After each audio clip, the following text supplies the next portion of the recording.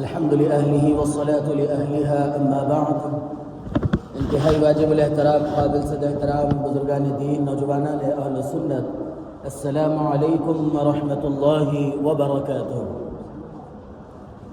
گزشتہ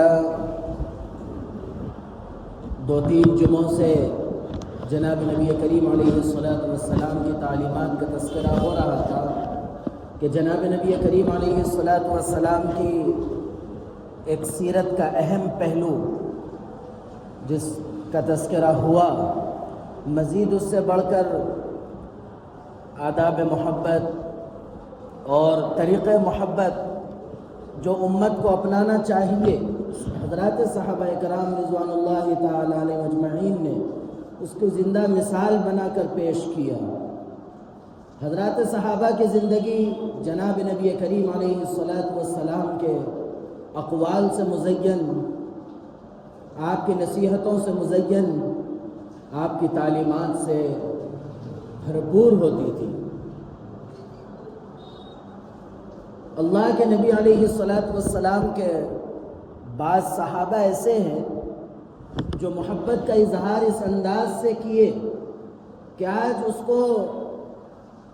اس کی مثال پیش کرنے سے دنیا قاصر ہے۔ حضرت بلال رضی اللہ عنہ جو تپتی ہوئی ریت پر لٹ کر بھی اپنے آپ کو اسلام پر جو باقی رکھا، وہ کیا چیز تھی؟ وہ جناب نبی کریم علیہ السلام سے وہ محبت ہی تھی جس کی وجہ سے انہوں نے ہر قسم کی تکلیفوں کو، ہر قسم کی اذیتوں کو برداشت کیا، لیکن اگر کسی چیز کو مضبوطی سے تھامے رکھا تو وہ صرف اور صرف جناب نبی کریم علیہ السلام کا دامن تھا جس کو انہوں نے تھامے رکھا تھا۔ حضرت ابوبکر رضی اللہ عنہ کی زندگی کو دیکھیے، سارا گھر لا کر جناب نبی کریم علیہ السلام کی خدمت میں رکھ دیا۔ کیوں؟ کیا غرض وابستہ تھی؟ کچھ نہیں تھی، صرف اور صرف جناب نبی کریم علیہ السلام کی محبت کے علاوہ کوئی دوسری چیز نہیں تھی۔ اسی طرح حضرت عمر رضی اللہ عنہ کی زندگی کو دیکھیے، حضرت عمر رضی اللہ عنہ نے جس شجاعت و بہادری کا مظاہرہ کیا، چاہے ہجرت کے معاملے میں ہو یا کعبۃ اللہ میں نماز کا معاملہ ہو، جس بہادری کا انہوں نے مظاہرہ کیا وہ صرف اور صرف جناب نبی کریم علیہ السلام کی محبت نے کیا، جس محبت سے انہوں نے جناب نبی کریم علیہ السلام کے دامن کو تھاما تھا۔ اور آگے بڑھیے، حضرت عثمان ابن عفان رضی اللہ عنہ مختلف مصائب و مشکلات کا سامنا کرنے کے بعد جب آخر وقت آیا، آپ کی شہادت کی امیدیں نظر آ رہی تھی، اس کے باوجود بھی اللہ کے نبی علیہ السلام کے ارشاد پر جو جم گئے تھے، جو باقی رہ گئے تھے، وہ صرف اور صرف اس لیے رہ گئے تھے کہ اللہ کے نبی کا حکم تھا۔ حکم کے آگے آپ حضرت عثمان نے جان کی شہادت دینے کو قبول کر لیا، لیکن جناب نبی کریم علیہ السلام کے حکم کو چھوڑنا گوارا نہیں کیا۔ اب آئیے، حضرت علی کرم اللہ وجہہ کو ہجرت کی رات ہے، آپ جناب نبی کریم علیہ السلام کی مارنے کی سازشیں چل رہی تھی، آپ کو نعوذ باللہ قتل کرنے کی کوشش میں تھے، اور یہ طے کیا گیا تھا کہ ہر قبیلے سے 2 لوگ ہوں گے تاکہ جب قصاص ہوگا، بدلہ لیا جائے گا تو کن کن قبیلوں سے لیا جائے گا، کس کس قبیلے سے لڑا جائے گا، اس لیے ہر قبیلے سے 2 افراد لے کر جناب نبی کریم علیہ السلام کو شہید کرنے کی کوشش کی تھی۔ اللہ رب العزت نے اللہ کے نبی علیہ السلام کو وحی کے ذریعے مطلع کر دیا اور فوراً ہجرت کا حکم دے دیا۔ اللہ کے نبی علیہ السلام جب ہجرت کے لیے نکلے، ادھر شہید کرنے کی کوشش ہے اور ادھر بستر پر اللہ کے نبی کا حکم تھا حضرت علی کرم اللہ وجہہ کے کہ وہ بستر پر لیٹے، اور جب صبح ہو تو جو امانتی آپ کے پاس تھی وہ واپس کر کے وہ ہجرت کرے۔ جان کا خوف، بلکہ شہادت سر پر منڈلا رہی ہے، کب جان چلی جائے بتا نہیں سکتے تھے۔ حضرت علی نے اس شجاعت و بہادری کا مظاہرہ کیا کہ اسی بستر پر اللہ کے نبی کا حکم مانتے ہوئے لیٹے رہے، ذرا برابر بھی آپ نے حکم کی تعمیل میں پیچھے نہیں ہٹے۔ اور اسی طرح اور آگے بڑھیے کہ یہ سب چیزیں حضرت علی نے بھی کس بنیاد پر کی؟ یہ صرف اور صرف حضرت اللہ کے نبی علیہ السلام سے وہ محبت تھی جس محبت کے اظہار کو حضرات صحابہ نے عمل کے ذریعے پورا کیا۔ ایک مشہور واقعہ ہے، ہم بارہا سنتے ہیں، ہمارے سامنے یہاں پر بھی کئی مرتبہ یہ واقعہ آ چکا ہے۔ حضرت معاذ ابن جبل رضی اللہ عنہ، یہ نوجوان صحابی تھے، 18 سال کی عمر میں انہوں نے اسلام قبول کیا تھا۔ یہ وہ صحابہ ہے جو جناب نبی کریم علیہ السلام جب مدینہ منورہ کو تشریف لائے تھے تو اس وقت یہ انصار صحابہ میں سے تھے، اور یہ وہ عظیم صحابی کے ایک لمحہ بھی اللہ کے نبی علیہ السلام کے بغیر گزارتا ان کو گوارا نہیں تھا۔ سفر میں ہو یا مسجد میں ہو یا مسجد کے باہر، جہاں اللہ کے نبی علیہ السلام ہوتے وہاں ضرور حضرت معاذ ابن جبل رضی اللہ عنہ موجود ہوتے۔ حضرت معاذ ابن جبل رضی اللہ عنہ کو اللہ کے نبی علیہ السلام کا حکم ملا کہ معاذ تم کو یمن کا گورنر بنا کر میں بھیجتا ہوں۔ تو حضرت معاذ ابن جبل رضی اللہ عنہ اپنی تمام تر خواہشات، وہ بھی ایسی ویسی خواہش نہیں تھی، کتنی بلند خواہش کہ ہر لمحہ اللہ کے نبی کے ساتھ گزرے، ہر ساعت اللہ کے نبی علیہ السلام کے ساتھ بیتے، یہ عظیم خواہش تھی۔ لیکن اس خواہش کو صرف اللہ کے نبی کے حکم پر آپ نے اس خواہش کو چھوڑا اور یمن جانے کی تیاری کی۔ جب واپس آئے تو تیاری کر کے مدینہ منورہ کو اللہ کے نبی علیہ السلام حضرت معاذ ابن جبل رضی اللہ عنہ کو چھوڑنے کے لیے مدینہ کے باہر تک تشریف لائے، اور راستے میں مختلف نصیحتیں کرتے رہے، اور جو خاص نصیحت جو اللہ کے نبی علیہ السلام نے فرمائی وہ ہم سب کو عمل کے لیے آج ایک نمونے کے طور پر ہے۔ اس سے پہلے یہ کہ جب حضرت معاذ ابن جبل رضی اللہ عنہ کو جب اللہ کے نبی علیہ السلام مدینے کے باہر لے کر جا رہے تھے تو مختلف باتیں بتا رہے تھے۔ آخر میں جو حضرت معاذ ابن جبل رضی اللہ عنہ جو صبر و تحمل کا مظاہرہ کر رہے تھے، جب اللہ کے نبی علیہ السلام نے فرمایا کہ جب آئندہ سال تم آؤ گے تمہارا گزر یا میری مسجد سے یا میری قبر سے ہوگا، یہاں حضرت معاذ کا صبر کا دامن ٹوٹ پڑا اور بے قابو بے اختیار رونے لگے۔ اس وقت اللہ کے نبی علیہ السلام نے فرمایا کہ اگر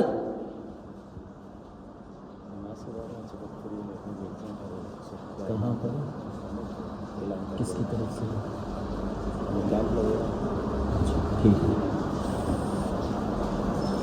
تو حضرت معاذ ابن جبل رضی اللہ عنہ جب رو پڑے تو اللہ کے نبی علیہ السلام نے ان کو جو نصیحت فرمائی وہ یہ فرمائی کہ اگر تم یہ چاہتے ہو کہ میرے ساتھ ہمیشہ رہو، دنیا کی زندگی تو عارضی زندگی ہے، اس زندگی کے بعد جو دائمی زندگی ہے، اخروی زندگی ہے، اس زندگی میں اگر ساتھ رہنا چاہتے ہو تو پھر تم کو تقوی اختیار کرنا پڑے گا۔ تقوی کس چیز کا نام ہے؟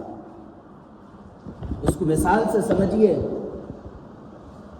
سامنے شیر ہے یا سانپ ہے یا کوئی ایسی چیز ہے جو ہمارے لیے جان کو خطرہ ہوگی تو ہم اس سے بچاؤ کے لیے بیچ میں دیوار کھڑی کر لیتے ہیں یا گہرا خندق کھود لیتے ہیں، گڑھا کر لیتے ہیں تاکہ وہ جانور ہم پر حملہ آور نہ ہو سکے، ہماری جان بچ سکے۔ کتنا اس کے لیے ہم کوشش کرتے ہیں کہ ہماری جان بچ سکے، کتنی اونچی دیوار کتنی موٹی دیوار سے ہم اس کے حملے سے بچ سکے۔ اسی طرح اللہ کی ناراضگی اور جناب نبی کریم علیہ السلام کی تعلیمات کی خلاف ورزی سے اسی طرح بچنا ہے، اسی طرح اپنے آپ کو بچانا ہے اور ہر ایسے عمل سے بچنا ہے جس سے اللہ کی ناراضگی ہم کو ملتی ہے یا جناب نبی کریم علیہ السلام کے محبت کے تقاضوں کے خلاف کوئی عمل ہوتا ہے، اس سے بچنا ضروری ہے۔ اللہ کے نبی علیہ السلام نے جب حضرت معاذ رضی اللہ عنہ کو نصیحت فرمائی کہ تقوی تمہارے لیے وہ عظیم راستہ ہے جو مجھ سے قربت دے گا، جو میرے قریب تم کو رکھے گا اس کے لیے یہ شرط نہیں ہوگی کہ کوئی کالا ہوگا یا گورا ہوگا یا کوئی مدینے میں رہنے والا ہوگا، کچھ نہیں. این کانوا ومن کانوا کا لفظ اللہ کے نبی نے فرمایا، وہ کہیں سے بھی تعلق رکھتا ہو، کسی بھی جگہ کا وہ رہنے والا ہو، اگر وہ تقوی اختیار کرتا ہے. تقوی نام ہے اللہ کی محبت میں اللہ کے اور اس کے رسول صلی اللہ علیہ وسلم کے احکامات پر عمل کرنا اور آپ کے روکی ہوئی چیزوں سے رک جانا، بس اسی کا نام تقوی ہے. یہ نہیں ہے کہ آپ جو ہے مصلح اٹھائے، تسبیح اٹھائے، جنگلوں کا رخ کر لیے یا مسجد کا مصلح پکڑ لیے، اس کے علاوہ دوسرا کوئی کام نہیں. آپ بچوں کے حقوق چھوڑ دیے، ماں باپ کے حقوق چھوڑ دیے، بھائی بہنوں کے حقوق چھوڑ دیے، آس پڑوسی کے حقوق چھوڑ دیے، اب صرف مسجد کا مصلح پکڑ لیے. یہ تقوی نہیں ہے، بلکہ یہ رہبانیت ہے جس سے اللہ کے نبی علیہ السلام نے صاف لفظوں میں فرمایا کہ لا رہبانیت فی الاسلام، اسلام کے اندر رہبانیت نہیں ہے، بلکہ آپ کو حق ادا کرنا ہے بھائی کا بحیثیت بھائی کے، آپ کو حق ادا کرنا ہے ماں باپ کا بحیثیت ماں باپ کے، آپ کو پڑوسی کا حق ادا کرنا ہے بحیثیت پڑوسی کے. صحیح طور پر حق کے ادا کرنے کا نام تقوی ہے. یہ نہیں کہ آپ جو ہے یہاں لوگوں کی حق تلفی کر رہے ہیں اور آپ پھر جو ہے اللہ اللہ کر لیتے بیٹھے. ایک حدیث میں اللہ کے نبی علیہ السلام نے فرمایا کہ اتق المحارم تکن اعبد الناس، کہ تم اللہ کے عبادت گزار بندے بننا چاہتے ہو، اللہ کے برگزیدہ بندے بننا چاہتے ہو، تو یہ نصیحت نہیں کی گئی کہ آپ تہجد کی لمبی لمبی نمازیں پڑھیے، تہجد میں سورہ بقرہ پڑھیے یا فلاں کوئی اہتمام کیجیے. یہ نہیں کہا گیا، بلکہ یہ کہا گیا کہ اگر آپ اللہ کے عبادت گزار بندے بننا چاہتے، اللہ کے برگزیدہ بندے بننا چاہتے، تو آپ کو گناہوں سے بچنا پڑے گا. کیا گناہ؟ ہمارے پاس جو عام گناہ جو بار بار علماء کہتے ہیں، ہر مسلک کے عالم کہتے ہیں کہ میوزک سے بچو، ڈھول تاشوں سے بچو، اللہ کے نبی علیہ السلام کے نام مبارک کی توہین مت کرو. اللہ کے نبی علیہ السلام کے نام کے ساتھ جو ہمارے نوجوان طبقہ جو آج بار بار آپ خود دیکھیے میڈیا سے ہر طبقے کے عالم آتے اور کہتے ہیں کہ جو ہے ہلڑ بازیاں مت کرو، گاڑیوں سے تماشے مت کرو، کئی چیزیں کہتے. کس کے لیے کہتے؟ کس لیے کہتے؟ اس لیے کہتے ہیں کہ اللہ کے نبی علیہ السلام کا جس چیز کے ساتھ نام جڑتا ہے تو اس کا احترام ہر مسلمان پر ضروری ہو جاتا ہے. ایسا نہیں ہے کہ آپ نام کسی کا بھی لگائیں اور اپنی منمانی کرے. یہ یاد رکھیے، ایک بات گزشتہ بھی آئی تھی کہ اللہ کے نبی علیہ السلام کی شان میں کوئی شخص گستاخی کرتا ہے تو وہ گستاخ رسول ہے.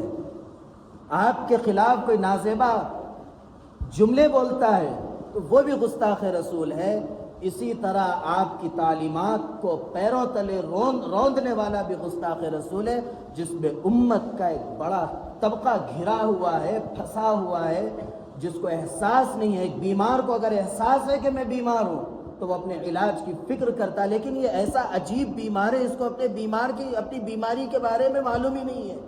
یہ کیا کر رہا ہے، صحیح کر رہا ہے، غلط کر رہا ہے، کچھ نہیں، بس اپنی جوانی کے جوش میں کیا کر بیٹھ رہا ہے خود اس کو احساس نہیں. اس کے ذمہ دار کس کو کھڑا کریں گے؟ میں تو پھر وہی بات کہوں گا کہ اس کے ذمہ دار وہ والدین ہیں جنہوں نے اٹھان کے اندر کمی رکھی ہے، جس کی وجہ سے آج بچوں کے اندر، یہ نوجوان طبقے کے اندر یہ چیز خالی ہو گئی کہ وہ کیا صحیح ہے، کیا غلط ہے، کس کے نام کے ساتھ ہم کیا کر رہے ہیں، کتنی بے ادبی کے مظاہرے کر رہے ہیں. جب یہی سب کرتے ہیں تو پھر کوئی سخت بات اگر ہمارے سامنے آتی تو ہم اس کے لیے کہنے لگتے ہیں کہ یہ گستاخ ہے، یہ فلاں ہے، الا ہے، بلا ہے، بدتر ہے. مجبور کرتے، غلطیاں کر کے مجبور کرتے سختی کو اختیار کرنے. جب سختی اختیار کی جاتی تو پھر ہمارے لیے اصل مزاج یہ بن گیا کہ ہمارے مزاج کے مطابق جو مسائل ہے وہ مفتی صاحب بہت اچھے ہیں، جو ہمارے مزاج کے مطابق نہیں ہے وہ مفتی صاحب اچھے نہیں. یہ مزاج اصل بن گیا، اس لیے جو ہے ہر کسی کی ہر بات سمجھ میں ہمارے کو نہیں آ رہی. اللہ ہم سب کو ہدایت دے، صحیح سمجھ نصیب فرمائے. اللہ رب العزت ہم سب کو آپ کے پیارے حبیب صلی اللہ علیہ وسلم کے نام پر گستاخیوں سے بچائے، بے ادبیوں سے بچائے. اللہ رب العزت ہم سب کو سچی محبت، جس طرح صحابہ نے عمل کر کے عشق کیا ہے اللہ کے نبی سے، وہ عشق ہم سب کو نصیب فرمائے.